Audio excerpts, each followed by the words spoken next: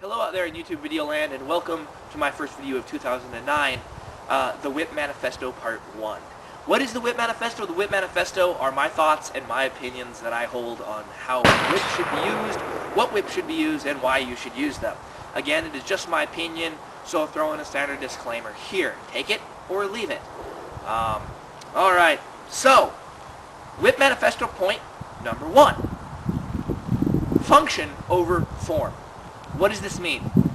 A lot of you out there, as I am, are Indiana Jones fans, and some of you are the subset of that fandom, which is Indie Gear fans. It is their goal to replicate close approximation as possible to what Indiana Jones wore in the 4 movies.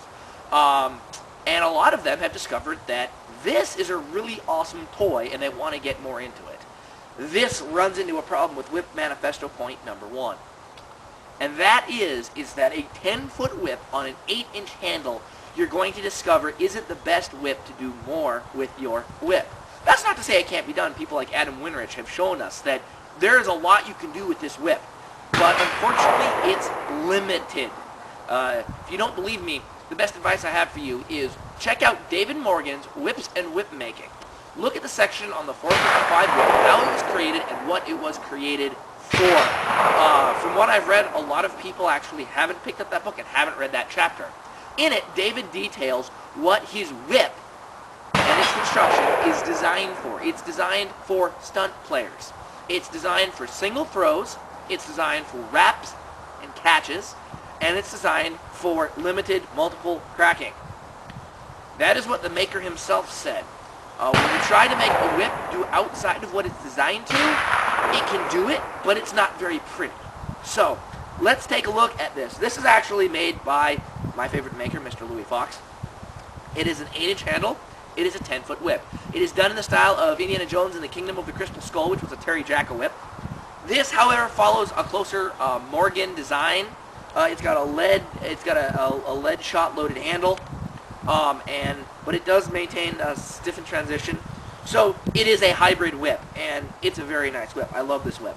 But this isn't the whip that you're going to see me use in a lot of my shows. It's not the whip that you're going to see me doing really extreme targeting on. Could I do it? Of course I could, but this isn't the whip for it. One thing that everyone notices about a 10-foot whip on an 8-inch handle, let me get it out here, is that it's not very fast. That I have to use a lot of my body to get this whip to work. My footwork, my weight distribution, is all working to get this whip to crack well. Why? Well, because I have a very small lever. It is helped somewhat by the transition, but I have a very small lever, and I have a lot of whip to move. It makes it slow. Not necessarily cumbersome, but it does make it slow. And, you know, for a couple of tricks, it's really, really good, but after a while, people are going to get bored. But it's a great whip.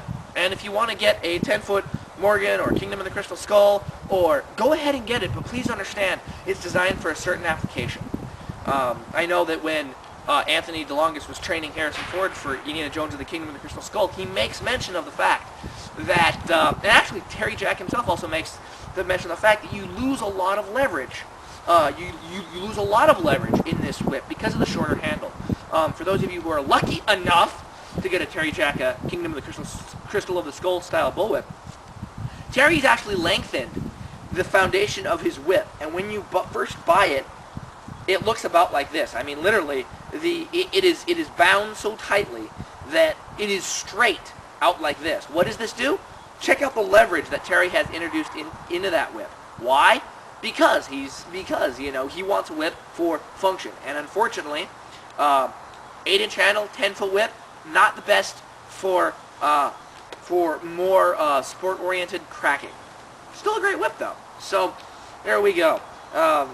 You know, flame suit on, I guess. You can find me on the Indie Gear forums if you have issues with that one. This is the Maxwell Special. You've seen me use it in some of my videos before. This is a whip that I designed with function over form. This is my first major purchase of a kangaroo hide bullwhip. One, I spoke extensively with Louis about what I wanted, and I decided on a 10-inch handle, 12 flat kangaroo with 6-foot